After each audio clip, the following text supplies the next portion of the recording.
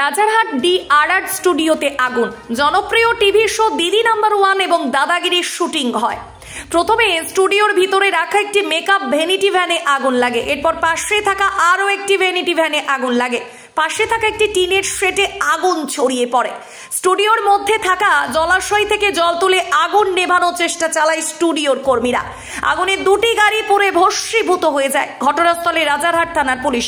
দমকলের একটি গাড়ি ঘটনাস্থলে আসে। দমকলের গাড়ি দেরিতে আসায় বিক্ষোভ দেখায় কর্মীরা।